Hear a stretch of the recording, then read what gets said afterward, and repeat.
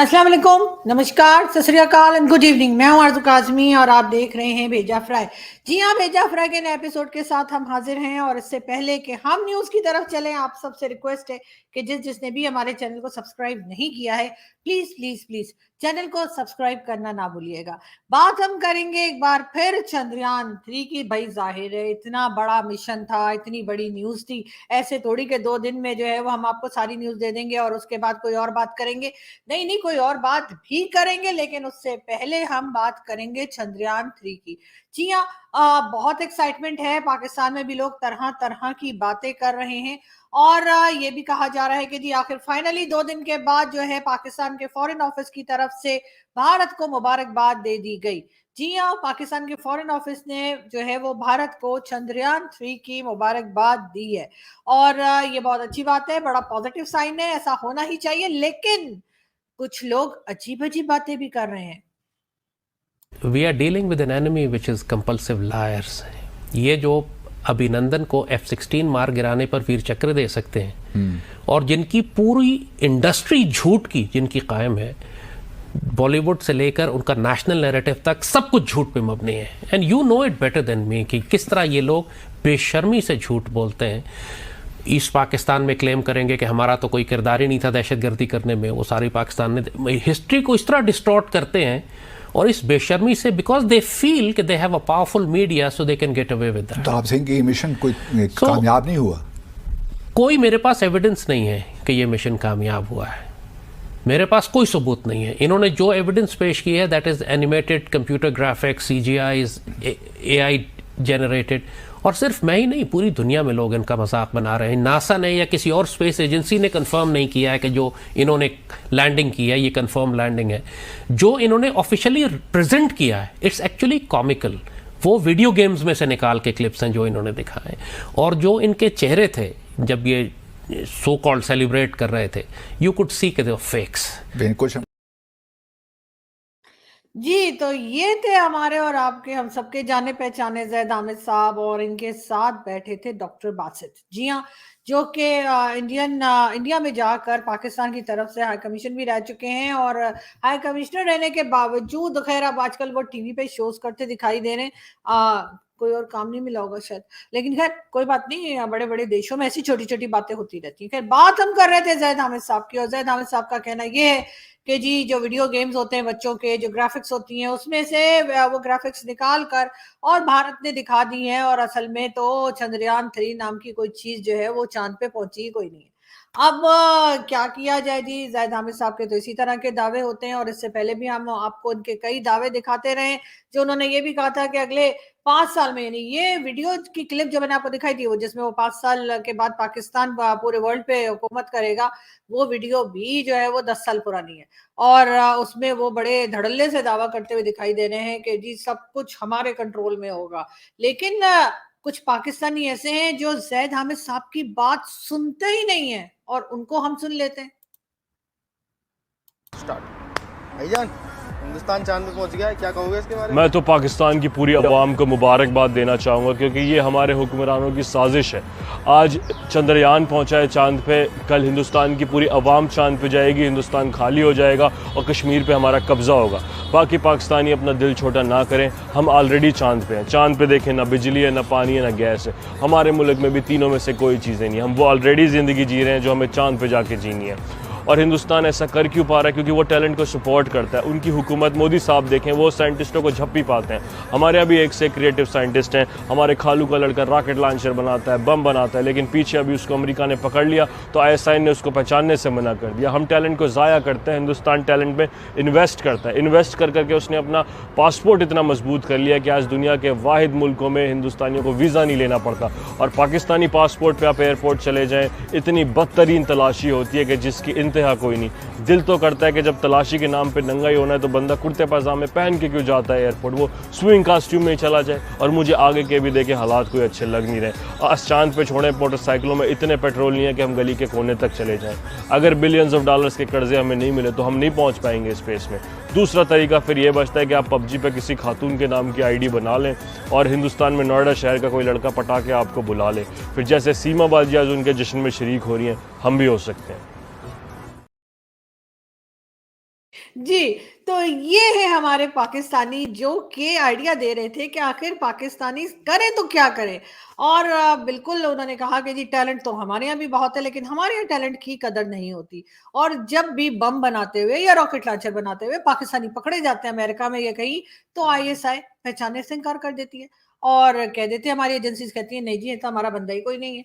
तो जी बिल्कुल हमारे जब टैलेंट की बिल्कुल कदर नहीं है तो फिर यही होगा पाकिस्तान का हाल जो इस वक्त हो रहा है। और जैसा कि उन्होंने कहा कि जी जब हम किसी भी कंट्री में जाते हैं और वहां पे जो बदतरीन तरीके से तलाशी ली जाती है और पूछा गछा जाता है, वो जाहिर है कि भारत का पासपोर्ट रखने वालों के साथ नहीं होता। फिर आखिरी उन्होंने तरीका यही बताया है कि पबजी खेलिए और नोएडा शहर में या कहीं पर भी भारत में जो है वो कोई हो सकता है किसी को पसंद आ जाए बुला ले और वहां निकल जाए। लेकिन खैर ये आइडिया भी अच्छा है, मगर साथ साथ हमें जैद हामिद साहब का आइडिया भी कुछ अजीब सा लगा था जो उन्होंने आज से तकरीबन 10 साल पहले कहा था और अभी तक शायद वो इसी बात पे कायम है। कि 5 साल के बाद आप देखिएगा कि पाकिस्तानी चांद पे बैठे हुए होंगे। Turn around literally in 5 years we can be on the moon. हम पूरी दुनिया की फैसले पाकिस्तान से हो रहे होंगे। We'll be the super power of the world in 5 years। I guarantee you 5 years। मैंने कहीं पढ़ा जी। और खैर जैद हामिद साहब का जो लेटेस्ट इंटरव्यू है जिसमें वो कह रहे हैं कि जी ग्राफिक्स यूज की गई हैं और असल में तो चंद्रयान गए ही नहीं थे, यानी कि चांद पर कोई गया ही नहीं और ये चंद्रयान 3 विरी जो है वो बिल्कुल बेकार की बात है। जी हाँ। और इस इंटरव्यू के बाद मैंने सोचा कि मैं भी जरा सर का इंटरव्यू करती हूँ और कोशिश करती हूँ उनको बुलाऊं। खैर ऐसा मैं एक बार पहले भी कोशिश कर चुकी हूँ, बल्कि हमारे आपके सबके फेवरेट विजय गौरव आर्या के साथ भी मैंने उनको बुलाने की कोशिश की थी शो में और बल्कि ट्वीट भी लगाई थी, उसके ऊपर भी उन्होंने कोई रिएक्शन नहीं दिया।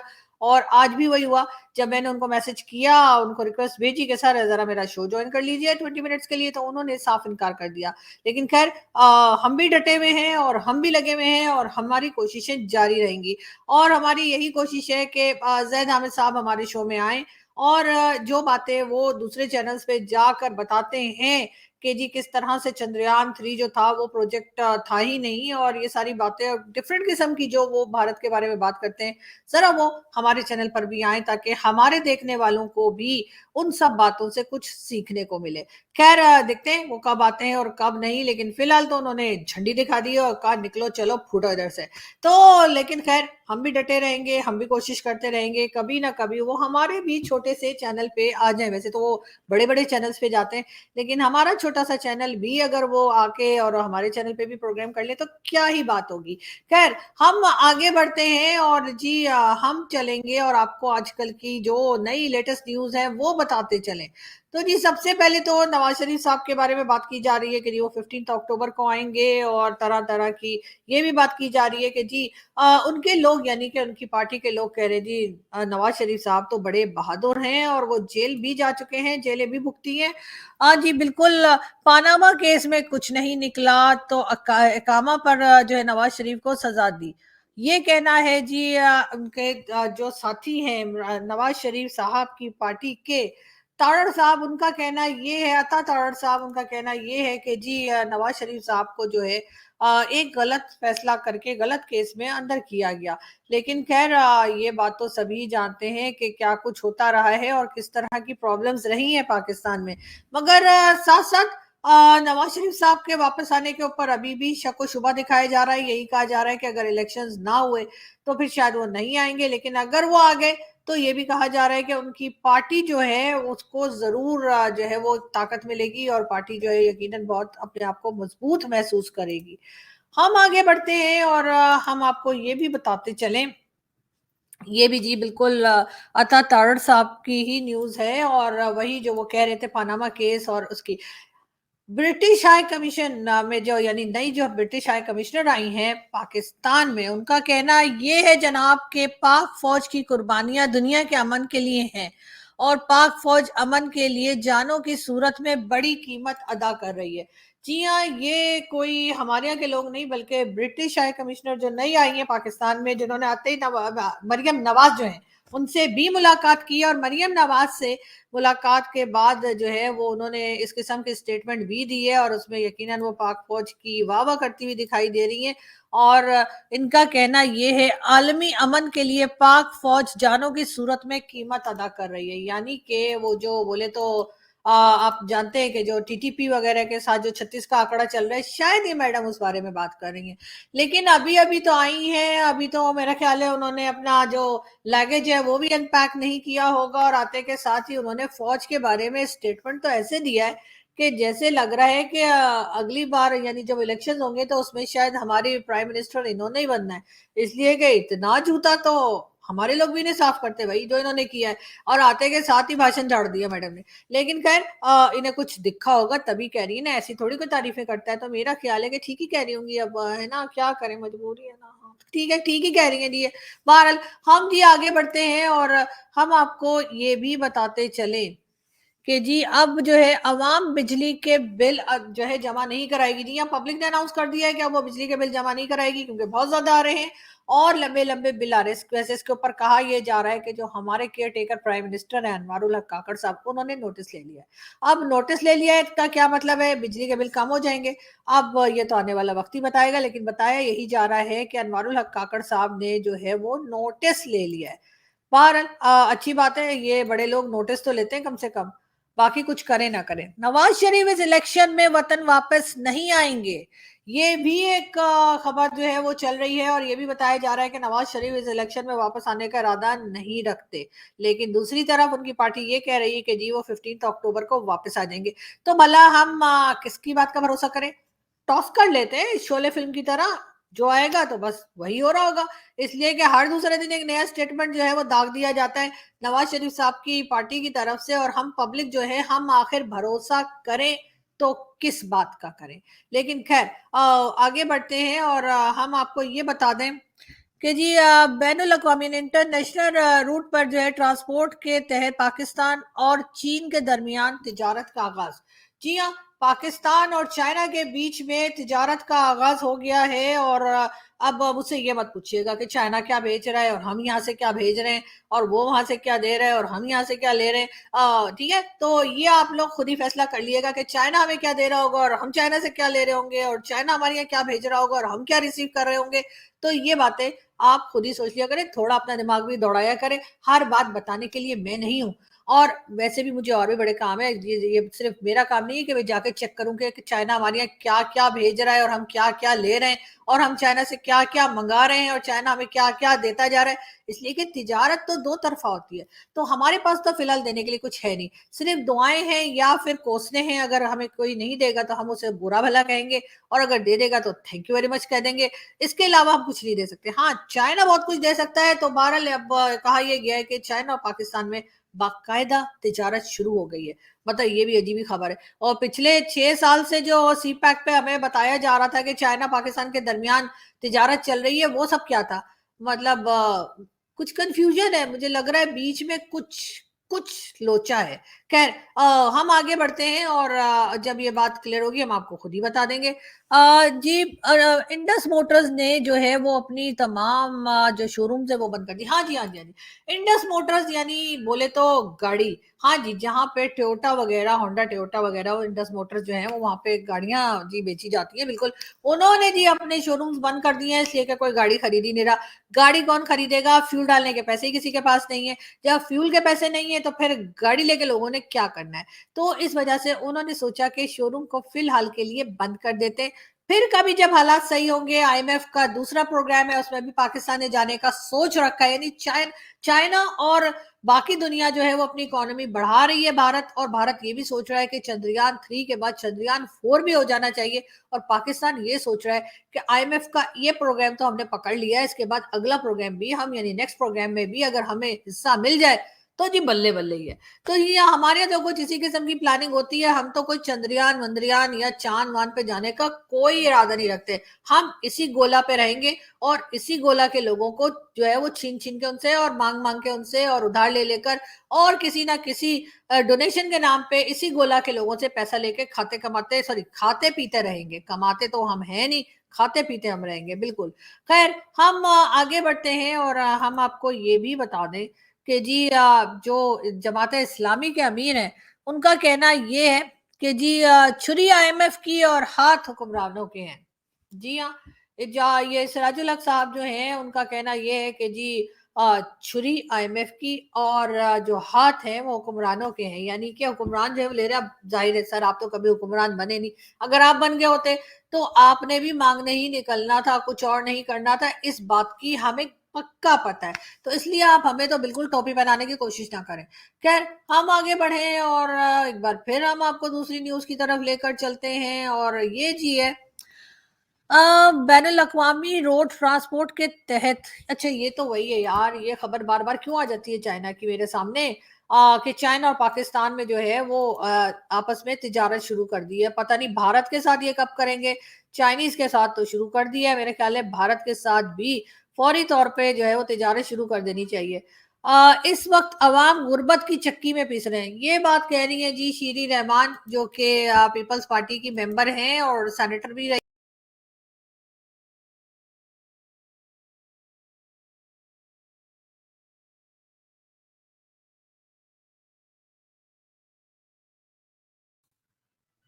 जी, और इनका कहना ये है कि जी अवाम जो है वो गुर्बत की चक्की में पीस रहे हैं, मतलब आटा तो है नहीं हमारे पास, गेहूं तो है नहीं कि हम आटा बनाएं, तो फिलहाल पब्लिक को ही चक्की में डाल के पीसा जा रहा है। ये कहना है जी श्री रहमान साहिबा का, जो कि पीपल्स पार्टी की मेंबर हैं, सेनेटर भी हैं और काफी प्रोमिनेंट खवातीन में से हैं जो पाकिस्तान में पॉलिटिक्स के अंदर है। लेकिन फिर भी अगर ये इस किस्म की स्टेटमेंट तो खैर दे दी उन्होंने, दे दी, कोई बात नहीं, स्टेटमेंट तो देने के लिए होती है और स्टेटमेंट देनी ही चाहिए, लेकिन साथ साथ अगर अपनी पार्टी से रिक्वेस्ट करती कि थोड़ा काम भी कर लें पब्लिक के लिए तो ही अच्छा होता। लेकिन ऐसा करते हुए तो खैर हमें कोई दिखाई दे रहा नहीं है। जरा मैं चेक करूं मोदी जी ने पानी की बोतल खोल ली कि नहीं।